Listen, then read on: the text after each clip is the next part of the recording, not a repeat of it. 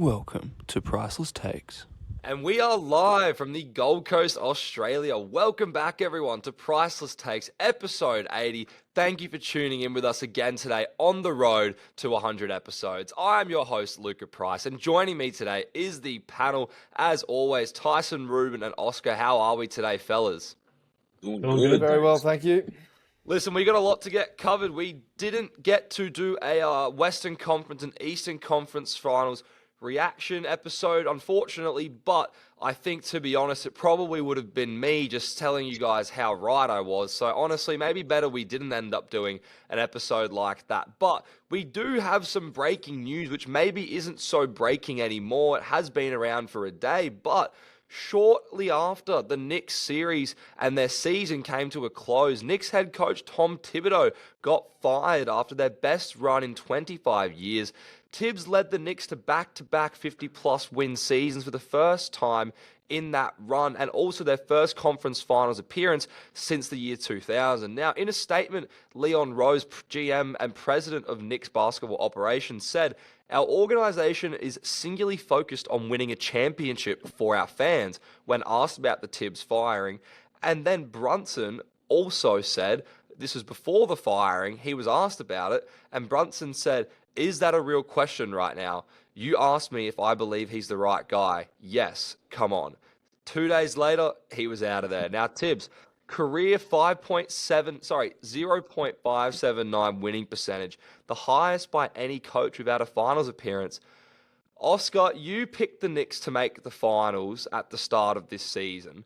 How surprised are you by the firing? And would you have done the same thing if you were the Knicks front office? You know, I was super surprised. I actually couldn't believe it. And at you look at the start of the season where this team was predicted, it's ended up pretty much where people had predicted it in making the Eastern Conference Finals. I think Tibbs has been in this rebuild now for 5 years. The team has been built around this guy, playing long minutes, battling, gritting, grinding, and now you fired him when you've had your best result in years. So I was very surprised like this, and I'll let the other boys talk for a little bit about it, and we'll come back to me, but it does feel like the situation that the Chicago Bulls were in 2015. I'll let the other boys talk before I rant about that, but it does feel like that. Look, I'm not massively surprised. Like, when you look at the conference finals, Tibbs, to some degree, did look a bit desperate. He started to use a bit more of his bench coming towards the end of the series, and he tried to make some adaptations. But I think with this firing, I'm going to play devil's advocate here. I think this could be really good for the reason to get them over the final hurdle, because Tibbs has never won the championship. Like, I look at Marcus Smart at the Celtics 2022. Marcus Smart, leader, pioneer of the Celtics.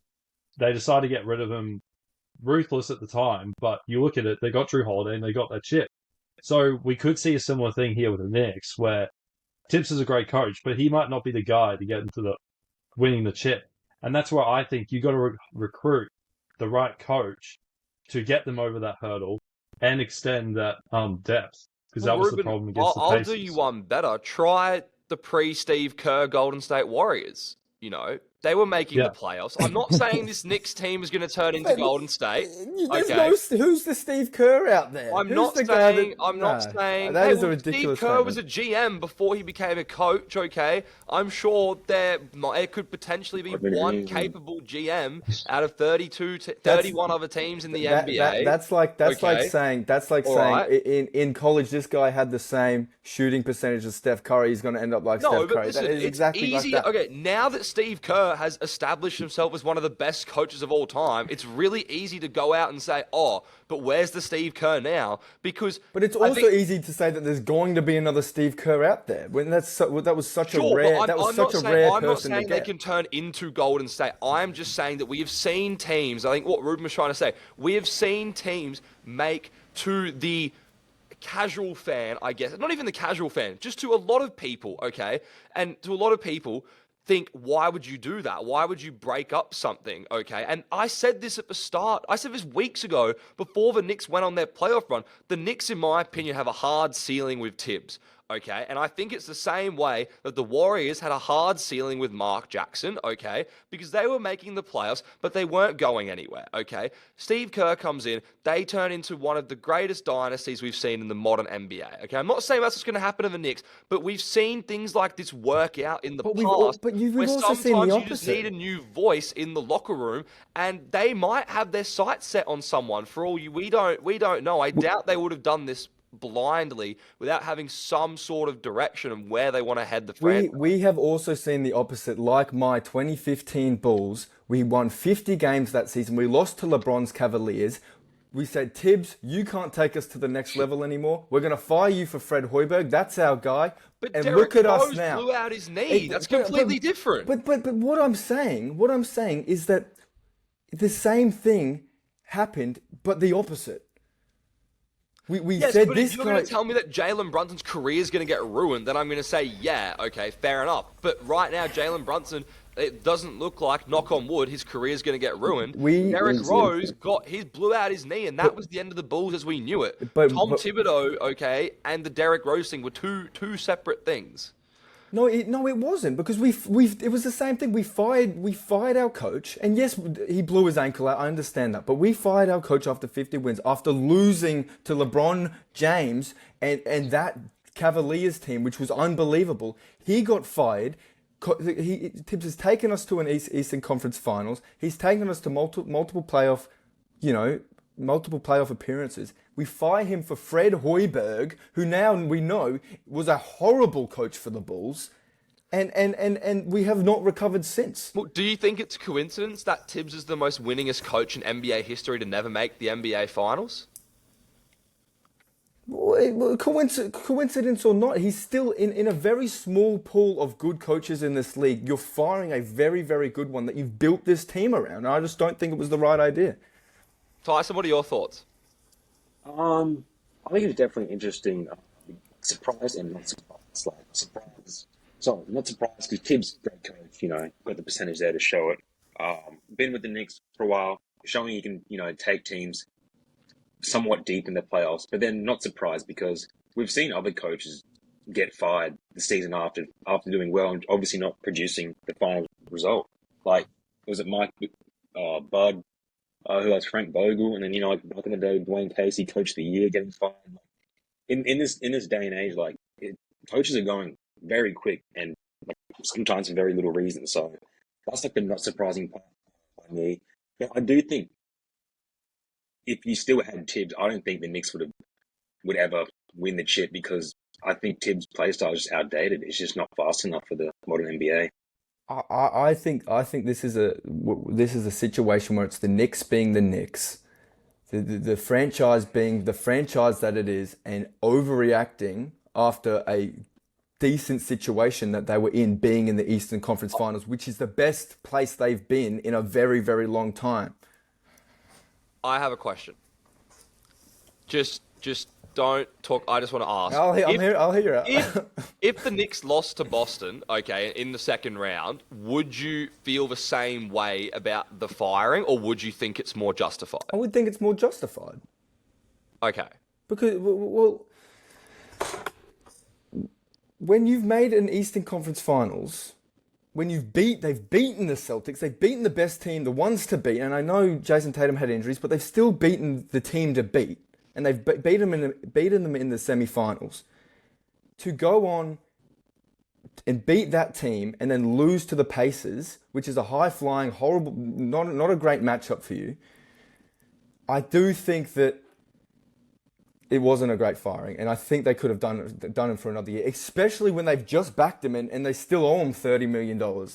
They've extended him a couple years ago. This is what I don't get, okay? I understand what you're saying, but prior to the Eastern Conference Finals series, what you guys told me is that last year, the Knicks were not healthy, and that is why they lost to the Pacers in that playoff series. This year, you told me that the Knicks were going to be healthy, and therefore, that they were going to beat the Indiana Pacers in the playoffs. And in my opinion, that series was not particularly close. So where does the buck stop? Because I doubt it's going to stop at Jalen Brunson's feet, okay? Maybe it's going to stop at Karl Anthony Towns' feet and you trade him away in this offseason. But in my opinion, okay, the buck stops at Tom Thibodeau's desk. And yes, they made the conference finals, but this was the best year, okay, the Knicks, and in my opinion, that Thibodeau has had, even with a Derrick Rose MVP level player, because you didn't have a LeBron James that you were coming up against in the Eastern Conference Finals, okay? You had Tyrese Halliburton and Pascal Siakam, and with a healthy team like you guys said that the Knicks had, and that is why they should win,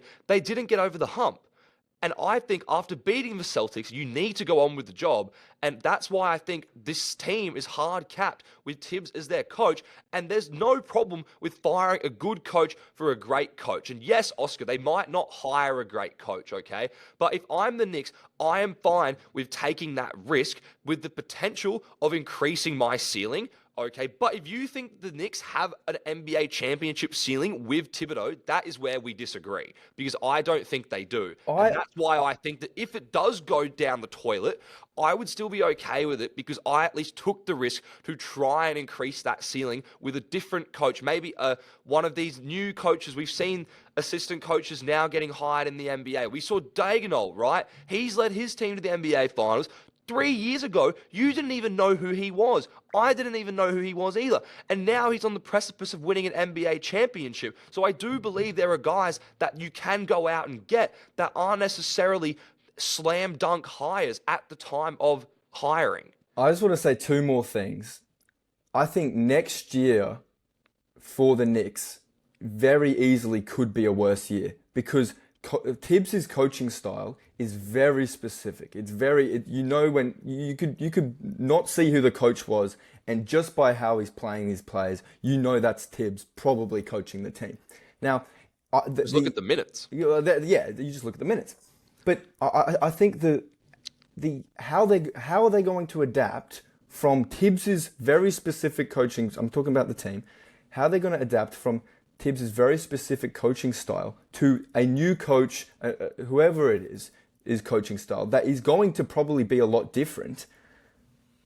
I think that can take a lot of time. And I think there could be some chemistry issues there. And I think that next year, they might have a bit more energy because they're not on the court 39 minutes a game. But I think other issues could pop up that they're so used to Tibbs being around him for so long that it might take a while to adapt. And my second point was, I've forgotten it because I was talking about that, but yeah, that's my point is that I think that there is a possibility that they can be worse next year because of having to adapt to a new, very, very different coach. Yeah, look, I think I mostly agree with Luca with to get them over to the next hurdle. I think they need a new coach, but this is now on management to get that extra depth, to get the right hiring. You've got Michael Malone, throw everything you can, I think, to try and get him. I believe he got fired. But look, to play the other side as well, to play Oscar's side, to be fair, when you look at the last two stints of Tibbs, with the Bulls 14-15, he was 15-32. And then the next season, he was 42-40, and then they were 41-41. So there was a decline after he left. And then Timberwolves, same thing. 17-18, they were 47-35. And then the middle of 18-19 season, they were 19-21. That ended up being 36-46. And then the following year, the COVID year, they were 19-45. So I think that's where that risk is, where Oscar was saying that there can be that massive decline after Tibbs. But that's where I think it's back on management now to get the right hiring for the players they have at the moment. I would agree with you, Oscar, if it was a situation similar to sort of what the Lakers are in, when you have a player such as LeBron James, okay, who you need to have a coach that needs to go in and win straight away. When you have a player like that on your roster. I think for this team, your four best players are under 30, okay? And the way that the Eastern Conference is looking, Giannis could be out of that conference for all we know. Tatum's going to be out for next year, and the year after, we don't know what the Celtics are going to be. The Pacers right now seem to be at the top of the Eastern Conference. I still think the Cavs are going to be fraudulent, okay, for the next couple of seasons, to be quite honest with you. The Knicks could honestly afford a down year, okay, with the way that their young core is still young, okay, and sometimes it takes a down year to then figure out that chemistry and reach your ceiling, okay? There isn't a LeBron, I don't think the Indiana Pacers are going to go to 10 straight NBA finals like we saw LeBron James do, okay? I don't think a healthy Celtics team is going to go to 5, 6, 7, 8 straight NBA finals. I think the Eastern Conference in particular, we are in a year where year after year after year, I think the team is going to change. And I would agree with you if it was a similar situation to the Lakers, but I think the Knicks, while I don't think they will have a down year, I think they could afford a down year if it ends up going in the right trajectory after that, which I see it going. My last point is that I forgot before. I think it is there is an even chance that this could go good for the Knicks as it could go bad for the Knicks. I think there is a very big possibility that it could go either way. It could even be 50-50. So I just think that just tossing away a coach that has been through, that you've built around his play style, you've got gritty guys that can play long minutes that can stay healthy, and now you're changing that because you think someone else can get you to the next level that we don't even know who that is yet. I think that is where I've got a little bit of an issue with it. I think them, utilizing and adapting to Tibbs' play style, I don't think that would ever push them far enough because they're fourth last in pace. And you look at the two finals teams, they're both top 10. And I think them getting rid of Tibbs allows them, to open up to the actual modern NBA nowadays, and they're going to have to push the pace. And they got all the young players for it. So I think it is a blessing in disguise, honestly. So I wouldn't be surprised if they're, even with a less experienced coach, someone that still opens up to the newer schemes, I think they can still do quite a bit of damage. So, Yeah, listen, time will tell. The Phoenix Suns today, they hired one of the Cavs assistants, Jonathan Ott, I believe his name is, as another Cavaliers assistant. I think his name's Johnny Bryant, who has been an assistant with the Knicks for the last 5 years, and then went to the Cavs this year. And look, and like I was saying before, I think that sometimes there's coaches floating around, and I think Daigneault is the best example that I can give you right now of someone who we didn't know anything about, and it looks like, by all accounts, he's about to win his team a championship. So I don't think it's out of the question that they can find someone. What do you mean, no? Did you know who Mark Daigneault was 5 years ago, Oscar? Oh yeah, no. I'm not. No, I wasn't. I didn't say no. I was just. I'm just saying. Even to a lesser extent, I didn't believe in Kenny Atkinson, okay? And look, he had a coaching job with the Nets, but he was an assistant under Steve Kerr. And despite the Cavaliers having their shortcomings in the playoffs, he had a great series, okay? You could even look at someone like Taylor Jenkins to an even lesser extent, okay? He's fired now, but I certainly didn't at least expect Taylor Jenkins to do what he did, getting the Grizzlies to the 2 seed and actually making them look like somewhat of a formidable contender, okay? So there are a lot of people out there, okay, who could be. I'm just saying, okay? I don't think it's out of the question, all right? Listen, guys, we're going to see how this Tibbs situation goes. The Knicks, they like to sort of get very active in the media. They like to be very relevant. So I'm sure there's going to be a lot of news coming out soon about the hiring process. But the main point of today's episode, guys, is we are here to preview the NBA Finals for the 2024-2025 season, which, guys, looking at this season from an odds perspective, is one of the most lopsided finals that we have seen in a long time, going all the way back to the 2018 Golden State Warriors, who, since then, there has not been a larger favorite to win than the Oklahoma City Thunder are right now. They're at minus 700 odds for our American gamblers and $1.12 for our Australian gamblers, while the Pacers are $5.40 to win the series. The handicap for this series, guys, over under 5.5 games. The over is at $2, the under $1.67. So while it's quite close, the odds makers seem to be leaning towards the under, which is very interesting. OKC 2-0 against the Pacers this year. Chet Holmgren didn't play in either of them. We know what both of these teams bring to the table. I think we can all agree that these teams do have some similarities. We sort of prefaced these similarities on previous episodes of the podcast.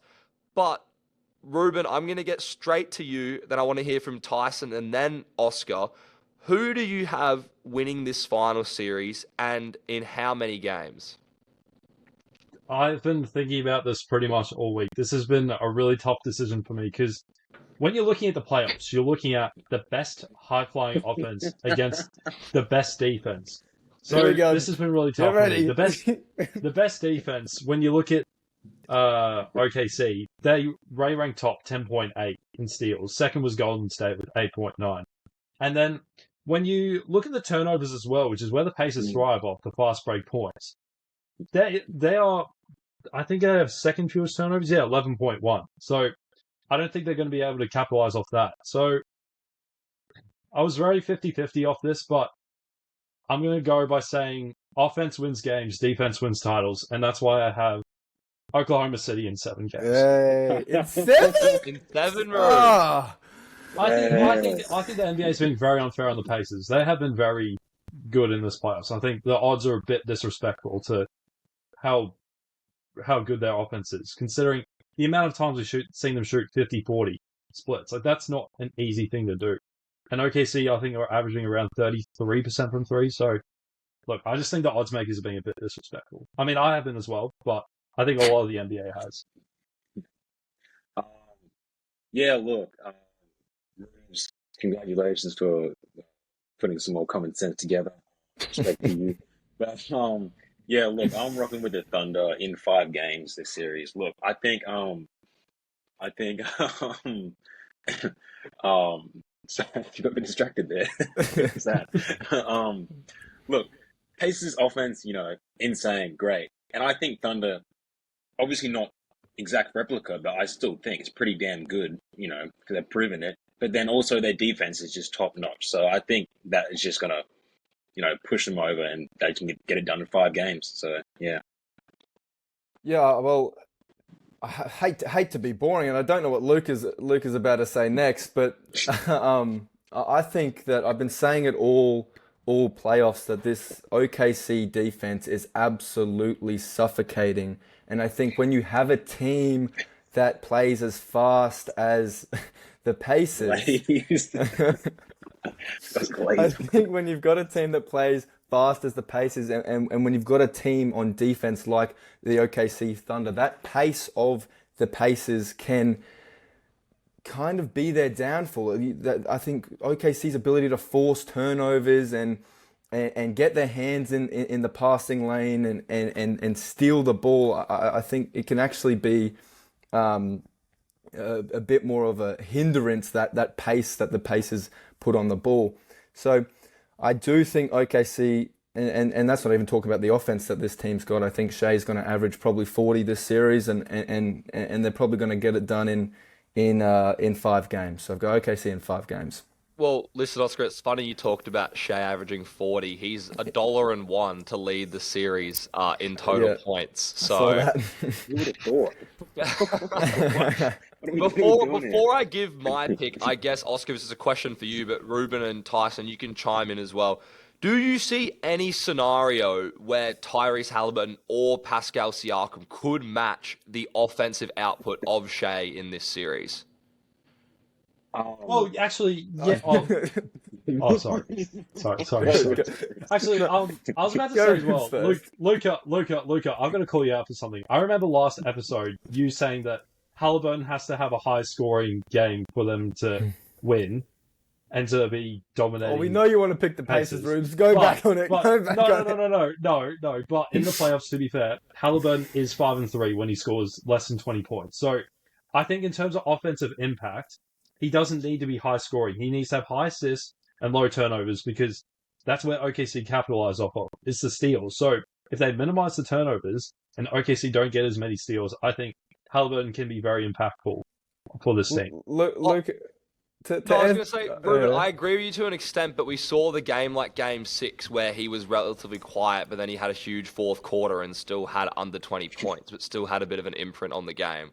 But I do agree with you sort of to an extent, but I think, again, in this series, I think the way that you have the three-headed monster of Shea, J-Dub, and Chet, and the way that they were consistently averaging 80-plus points per game between the three of them in the conference finals, you could be right, Ruben. I don't know. Oscar, what do you think? Do you think Tyrese can get away with... Does he need to average like 15-plus assists in this series to give the Pacers a chance? What I think the Pacers need to do to have a chance, and this is why I think they're going to win one game, because I think they may put it together for a game.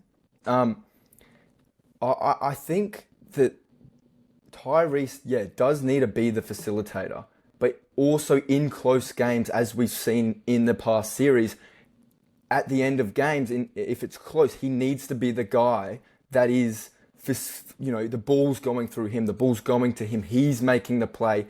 If it's him shooting the ball or him going to the hole or him setting up someone else in the corner, if it's close, he needs to be the guy to step up. And I know Pascal Siakam won the award and things like that, and he's been very good. But I think that Tyrese Halliburton, the ball needs to be going through him the majority of the time. He needs to really step up. He can't really have those games where he has a down game in a series like this. He needs to be on it. But the Pacers also need to, and what they've been doing all series, but it's going to be a little bit harder against this team, is keep hitting their shots, keep being as efficient as they have been, keep hitting big threes and a lot of threes in a short amount of time. And they need it. They just need to come together and play as a team. And I don't know. I just think it's going to be very difficult to beat this OKC team. But they need it to. They need everything to click for it to happen. Yeah. Yeah. Go T. Oh, no, I was just going to say, it was quite funny. Ruben and I was speaking a bit earlier in the week about, I think Rube said, imagine Tyrese Halliburton triple-double and Pascal 40 points. And I said, yeah, that can happen. And then Thunder will still win by 12 plus. So, yeah, look, I just think it's... Shea's got 60 and yeah, look, I think no matter what the Pacers can do, I still think the Thunder will one-up them regardless. And the only way I see them dropping a game is just so they can win at home in 5 games. So... Do you think there could be any nerves from the Oklahoma City side? Nerves? Nerves, yes. Shea, no, but necessarily. I think Chet and J-Dub potentially. Maybe more J-Dub because he's seen as the number 2 option. And look, I know you guys are going to laugh at me because he had a very good series against Minnesota, but he was shaky against Denver. That was a part of history. We can't just simply forget that. This is a team and this is the NBA Finals. This is a team that has won 68 games in the regular season, has maybe had, if that's what you want to call it, a shaky start to their playoffs, but has now really turned it on to the next gear, to the next level. Do they have nerves into this game? No. They are professional NBA players. This is what they've been... since they were children, this is where they've wanted to be in this position. Do they have nerves? No. I disagree that they would have any nerves. I think this is where they're going to massively rely on the leadership of Alex Caruso, because I think this is why they brought him in for. Like, you look at, he's got that chance. They won in 2020 with the Lakers. Tyson, I'm sure you miss Caruso. You could use him right now. Definitely. I think the Lakers... Talon Horton Tucker, no. I didn't miss Caruso. I do think Caruso will be a pivotal leadership aspect in that locker room. Especially on defense. Yeah. Ruben, to go back, I thought about what you just said before when you said that the Pacers are 5-3 when Halliburton scores less than 20 points. Yeah, in the playoffs. Because the Pacers have only lost 4 games this playoffs, doesn't that also mean they've only lost 1 game when then Halliburton's also scored 20-plus points per game? Wait, what? Say it again? Well, no, because you said that the Pacers are 5-3 in the playoffs when Tyrese Halliburton scores 20 points or less. Okay. Yeah. The Pacers less than playoff 20. series have been 5 games, and 6 games. That's 16 games. Okay. Yeah. 5-3 is 8 games, which means that in the other 8 games remaining, when they only lost 1 game, that the Pacers are 7-1 when Halliburton scored 20-plus points. I'm just saying that, like, the Pacers can still win whether he does or doesn't score. That's what. No, I agree with that, but I just thought about what you actually said for a second. Just just taking it back because I think 5-3 is a good sample size. When you look at the playoffs, they don't actually play that many games in the playoffs. Well, I think just what he's saying is that whether Tyrese scores or not, they can still win games. Yeah. But to be fair, Siakam did I have just think it's 3 30-point games in the conference finals. And when you look at Minnesota, the problem with Minnesota was that it was either the stars that played well or it was the bench that played well. For Pacers to play well, when you consider their depth, because that's what everyone raves on about, and you saw it against the Knicks, they've all got to play well at the same time. So when TJ McConnell comes on and Alex Caruso comes on, TJ McConnell can't be turning over the ball. He's got to keep that high-paced offense up. He's got to keep the momentum going while Halliburton and Siakam aren't on. Sorry, I think TJ, you're going to have a couple be turnovers, I think, this series. I mate. think, You're going I to think have the a bench couple. is going to be really important for Indiana. Yeah. TJ, if you're watching this, you're going to have a couple turnovers. We saw in the Minnesota game, I think there was 2 games in that series where every single player that had 12-plus minutes ended up recording at least a steal. So the Thunder, we know, swarm on defense, okay? They force turnovers at the league's highest rate, okay?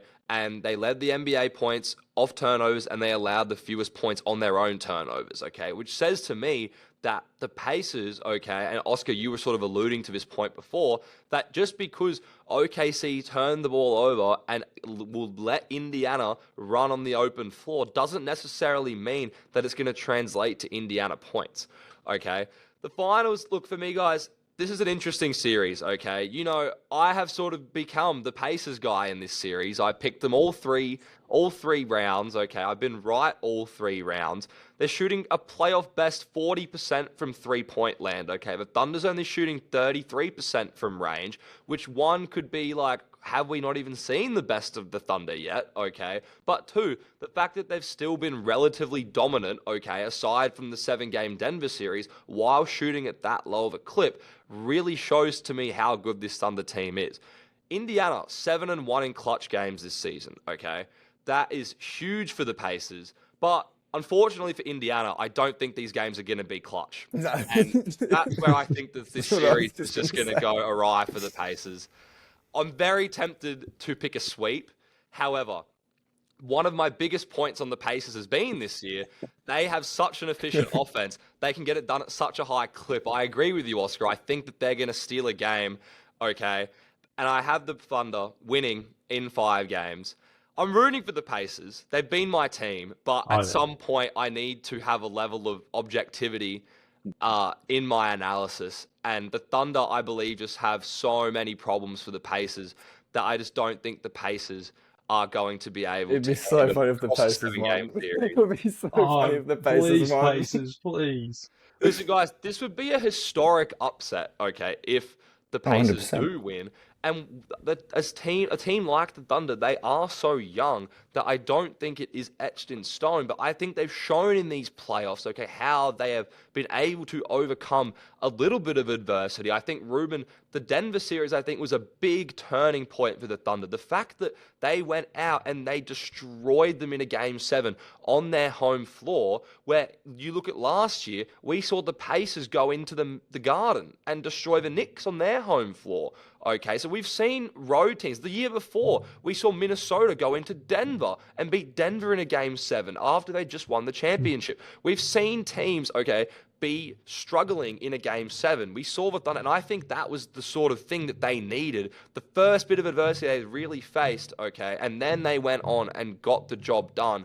And I think that now they are flying at an incredibly high rate. Halliburton, guys, averaged 11 points per game, 3 rebounds and 5 assists, albeit only 2 matchups. But when you look at Shea averaging 40 points per game in those 2 matchups, that's something that I'm certainly concerned about. Okay, 60% from 3 or something. Siakam averaged 17 and 10. Now, the Pacers did have 7 total double-digit scorers, with 5 players shooting 40% from 3, but the Thunder still beat them in both of those games. And the Thunder, I think, have a far, like, everything the Pacers do, I think the Thunder can just do a bit better. And I don't know if the Pacers are even going to really have a chance to go and beat Oklahoma City in this series.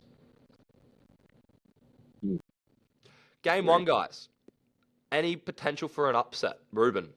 Oh, well, okay.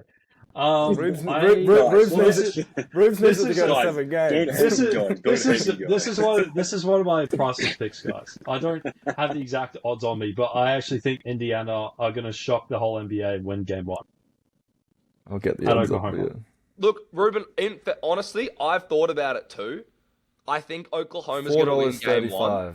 I think Oklahoma's going to win game 1, but I've definitely put some thought into it. Oscar, what did you say the odds were? $4.35 for Pacers to win. $4.35. So that's one $1.23. of my priceless picks. Indiana to win. Because I did do a game log for the 7-game series, and I've got Indiana winning game 1. Just because, Ruben, I'm interested. Can you take us through your game log? Like, in a 7-game sure. series? Like, who do you have in their respective games? Game 1, Pacers. Game 2, Thunder.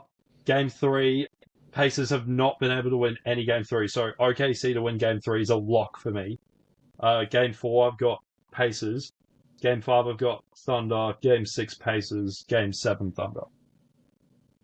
Just because if it goes to 6, I just don't see Indiana dropping game 6 of their home road team. Okay. Yeah.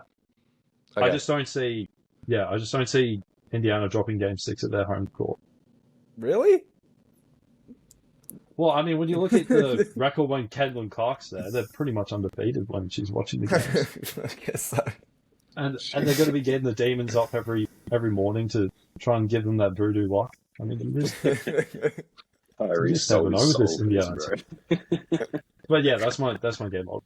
Before we go into our priceless picks, I want to know from you guys, I guess more so for the Pacers, if you do see them winning the series, who do you think an X factor is? But also for the Thunder as well, because I have 2 pretty clear X factors in mind for me. Question. Tyson, I'll start with you. Can you give me an X factor for the Thunder and for the Pacers in this series? Oh, I haven't thought about this. I'm happy to start if you guys want some more time to You think. go. Yeah. For me, And then I can, for the Thunder, okay, I think for me, considering he didn't play in any of the regular season games, and I think, Ruben, you said J-Dub, you think is the player that could likely take the hit. I think if it's going to be any of the 3, I think it's going to be Chet. And I think defensively, what Chet brings, okay, particularly he's long, he's a big shot blocker, he's fast, he's going to be really reliant in that transition defense, especially. I think for me, Chet, who was pretty consistent in that conference final series, I think that sometimes we see the third option as the one who gets a little bit of the sacrifice in the finals. For me, I think Holmgren is going to be the X factor on the defensive end particularly, and also on the offensive end, because if there is a game where J-Dub is struggling, Chet's going to be the one that needs to pick it up, okay, unless you want to rely on the likes of Caruso or someone else on their bench, okay, but mainly Caruso, even someone like Dort, who's had a up and down playoffs. For me, for the Pacers, I thought about this, and this is someone who I actually think has had a below average playoffs because he played so well in last year's playoffs. But I think Andrew Nembhard is my X factor for the Pacers. And I think the way that we saw him defend Brunson, particularly in that game 6, we saw him hold Brunson to 30% shooting from 3 for the series. Shea, I think, presents a much different problem defensively than Brunson. He's a lot taller. He's a lot wider. He's a bit more. They're both very, very crafty, but I think Shea has a bit more of a smoother game overall on the offensive end. I think that Nembhard is going to have a bit more trouble guarding Shea, but that's my X factor for the Pacers because I think Nembhard is a big game player and we've seen him have a lot of big playoff moments, more so last year, which makes me think he's due for some this year. Ruben, who do you think are your X factors for the series? Thunder I kind of already alluded to, but I just think Gerald Williams because he's the number 2 option, and I think it's going to be important for him to be able to perform on both ends of the floor, considering the Pacers and their brilliant offense. And then I think Caruso off the bench just to give them that spark because Indiana have a very good bench. And then Pacers actually, I've got Siakam as the X factor just because he's won the chip before. He's just won Eastern Conference Finals MVP. He needs to show us why he's the guy, especially if Halliburton at times can disappear. He really needs to step up as that second option. And Ruben, we've seen him have a big finals moment. Game 1 against the Warriors in their NBA finals. He had 32, 8 and 5, 14 of 17 shooting, 2 of 3 from 3. It's 82.4% from the field. I know that would go a long way, okay, in any game if he could give them Okay. some semblance of that in this series. So he has been in this moment before. And I think similar to how you were talking about Caruso, I think Siakam, particularly coming off the Eastern Conference Finals MVP trophy, I think needs to have one of those big moments. Tyson, do you have yours? Yeah. So for Thunder, I will go J-Dub as well. Like, second option, was he third team All NBA? Like, he's got to prove something, right? But then on the Pacers, I have to go Nemhard as well because I did see the stat of Jaylen Brown, but then also Donovan Mitchell holding him to 23% field goal and 16% from three. I'm not going to count the Dame stats because Dame was pretty bad in the series anyway. But yeah, no, Nemhard locking up definitely can do some damage. But like you said, Shea is not on the same category as Donovan and Brunson, so will be interesting to see. Now, Tyson, you're going to say I'm glazing, but I think Yeah, go on. the X factor for OKC is just going to be Shea. I think he's going to play out of his mind. He's going to put all his haters to bed when he raises a championship above his head, and when and the Finals MVP above his head, and he's going to put everyone to bed. And it's hard to hate on a guy with that silverware in his trophy cabinet. So I think that Shea is going to absolutely ball out and show us why he was the MVP. Show us why he, is the best, one of the best player in the leagues, if not the best player in the league at the moment. On the Pacers side, I agree with Rubes. I think Siakam's got to step up. I think he's got that finals experience. He's the guy that these guys are going to go to when what? I'll go after. when the others may not be playing as well, I think Siakam has to really step up and have those 30-point game and Spicy P's going to have to put on those spin moves and average a lot of points to beat this OKC team. You're going to say, Oscar, I've never seen you talk so highly about teams. It's like that, like not even your Bulls. Like first you choose the It's his new Embiid, Tyson. He was glazing Embiid literally 2 seasons ago. And then Oscar's never spoke about the Bulls in a way the defense is suffocating. He's never done that before. And this guy... And they both flop on the free throw line. Free throw merchants, both of them. I hate the Bulls. I hate my team. I hate my team. Be passionate. Come on now. That defense is suffocating, though. You'll see it tomorrow morning. That defense is suffocating. Listen, those are my two X factors. We're going to move in to our priceless picks for the series. We did have, some success in the last one. I was very upset. I think I've talked to Ruben and I think maybe Tyson about this, that my $13 bet for Siakam to have 15 points and 5 rebounds in every game was 1 rebound short in game 3. So that was a bad beat for anyone who bet on that. We did pick the over-under for the series correctly with the Knicks and the Pacers, and also Shea to top score in the Minnesota OKC series. Tyson, I'm going to swing it back to you first. Priceless picks, your bets for the series. There's a lot of options. I'm not sure where you looked. I gave you guys a lot of freedom to go onto any app. So the default one I use is Sportsbet, but if any of you guys have used another betting platform, make sure to say that. And then, let's get into it. I just stuck with Sportsbet in this one. I got 4 little winners for you guys, if I say so myself. Good value. I think Isaiah Hartenstein for most rebounds in the series, $5.50. That's not bad. For what? And then most rebounds in the series, $5.50. Okay, I don't mind that. And then 2 for the total made threes, either Tyrese or Neesmith. Tyrese is $2.20 or Neesmith is $4.60. And if Tyrese Halliburton's shooting 10 to 12 threes a game, I think that's some value there for $2.20. And then last one, Tyrese Halliburton to record a triple-double in any game, $4.40. So, Tyson, I just have a question. Go for it.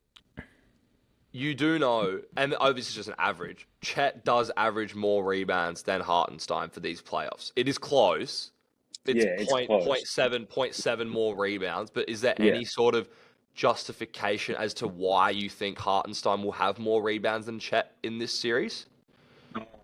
Honestly, it was just value. Chet was like $1.60 and Einstein was Okay. $5.50. So I think fair enough. it's one of those that will be close, but I Hartenstein think has it'll the be close ability to do regardless. it. Yeah, you know, that's what I'm saying. Like, Yeah. it's going to be close, but $5.50 compared to $1.67. Yeah. Look, I do go for value in mine as well, but the Yeah. only pushback I have is we did see a couple games in the conference finals where they didn't play Hartenstein a lot. Yeah. But their two big lineup, it can be quite effective at times. So yeah. I think it might depend on how the series goes, to be honest. Yeah. I mean, no, that was his value pick. That was Yeah, I probably agree with Luca on that one. Just with the rebound. Rubes, your picks. Okay, so I've got them written down here. So I've got a game one multi, sports bet. This is paying $2.10. Shea over 4.5 assists, and then I've got Hartenstein over 4.5 rebounds, Neesmith 1+3, and Caruso 1+ steal. All those four legs combined for a $2.10 multi. So I've got that one. Bit higher risk. I've got Pacers the $4.35 to win game one, and then I've also got little special. So every game, SGA and Halliburton to combine for 15 plus assists is paying for $5.80 at the moment. I saw that one. And then I've got Halliburton, Siakam 60 plus to combine any game for $7.25. I hope that's the game they win, because, I hope so too. yeah. I hope. Oscar? Yeah. Good picks, Rubes. I've got a couple here. I like that multi.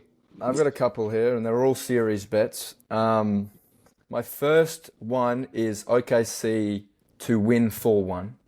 That's $3. I've got Shea to score 25 points in every single game, which is $1.84. That's one of my locks. I've also got Shea to average across the series over 33.5, which is $1.98. And for a bit of a fun one, if I do say myself, I've got. Never. Sorry, I've got it here. It's either team to break the 10+3 record in a quarter throughout the series, which is $26. And I think that is going to be, if I predict this correctly, it's going to be the game that Indiana win, and they are going to do it in the fourth quarter, and they're going to be From Neesmith. eight's probably going to be 8 from Neesmith, a couple from Tyrese, and that's the game that they're going to I win. did see Neesmith to get 7 threes in any game is paying like $8 as well. Yeah, So. so I just think my thing on that one is it's if they're going to win, they're gonna need a shooting performance from three like that. So I think that's a little bit of a fun one. I don't really think that OKC can do it. I think that's more of an Indiana bet, but it's either team. Yeah. I have a couple fun ones too. I have 4 bets for the series. My first one, my low risk bet, 0 games to go to overtime in this series, which is paying $1.25. I just think that that's probably the easiest money you're gonna get. I don't think that these games are going to be particularly close. Got to put the house on that one to get any value. Well, look, it is a low risk bet. You know, it is a low risk bet. No risk, no reward. I always try aim to do some sort of winners for my punters. Okay, in which we saw that pay off in the last series. Second bet. Get yourself a chocky from the bloody. Either team to score 45 plus points in a quarter in any game is paying $3.60. I like that. That's a good one. Okay, I think that we could see some very high scoring offensive quarters, particularly in quarters that either are driven by very efficient Indiana Pacers shooting or very, very good Oklahoma City defense, which lead to some very high scoring quarters. I have a bet, Tyson, which was similar to yours. A bet for the most 3-pointers made in this series. However, I've gone with a Thunder player Ooh, because J-Dub. I think that the average is he's not too far off the two Pacers players that you mentioned, and he's shooting at a relatively low clip. And I think I'm expecting a big Williams. series from him. But no, Oscar, you said it. It is Jalen Williams. And we talk about value. He's paying $9.50 for that. And he's making like 0.8 3-pointers less than like Neesmith and Halliburton. And I think that J-Dub could be finding himself in some good How many spots is in he this series. shooting though? I haven't seen how many does he shoot. He's only shooting 5. Where am I? He's shooting just over 5, whereas Halliburton, to your point, is shooting 7, and Neesmith is also shooting 5. But Neesmith's been shooting 50% from 3 in these playoffs. Halliburton's been shooting 33%. I would honestly expect both led of the those fly, to go though. down in these final series. Even Halliburton at 33%, whereas J-Dub's only shooting 31%. And I think that for how dominant I think Oklahoma City is going to be in this series, I expect him to really make the most of that. And I'm expecting a series out of him. So, and for $9.50, like I said, I think your odds. I think Halliburton was $2.20 and was Neesmith 220, 450, 460. 460. So that's double the odds there. And I think that's a good value bet for me. My high risk bet. So those risks were 2 medium risk bets. My high risk bet is interesting because I got 2 very conflicting odds, and I don't know. This is just maybe sports bet trying to rob people. But my high risk bet, similar to my other one, is either team to score 50 points in a quarter in any game, which is paying $36. But then if you also look on the sports bet market, so guys, if you don't get fooled by this, because you got to go down to the very bottom for other markets to get that market. There's another market in there where it's in the same market as yours, Oscar, for NBA Finals records, where it's only paying $26, but it's to break the Cleveland Cavaliers record of 50 points in a quarter. So it's the same bet, but one of them is just saying to any team to score 50 points, and the other one is talking about breaking a record, and the odds are $10 different. So if anyone bets on that, don't bet the Cleveland Cavaliers one, and make sure you bet the one in other markets, because it is very weird. But I expect high-scoring offenses, okay, in this series, all right? And that is where I'm Priceless going hacked the with my system. picks. I feel like the only way that our lower bets, well, my lower bets wouldn't win, which is the $1.80 and the $1.91, is like if OKC are so dominant that they get subbed out in like the second half. That's what I was thinking of your Dude, the issue is OKC. Well, they do tend to play a lot of minutes, and a lot of scoring does come from Shea. It is a lot of points, but that's what he has been averaging, and they do tend to play a lot of minutes. Mark tends to play them a lot of minutes. So. Guy, bro. Guys, the only way it doesn't hit is if they're so good the bench plays 30+ minutes. I don't know. I was just thinking about it then. They could be so dominant. They could be so dominant. Let's guess what team is going to glaze next year, bro. Who is it now, bro? Come on. Clippers. No. Listen, Bulls, guys. We're getting Giannis. Hey, we will talk more about that in the off-season. What ends up happening with the Giannis sweepstakes, if any. I guess back to Giannis to the Knicks.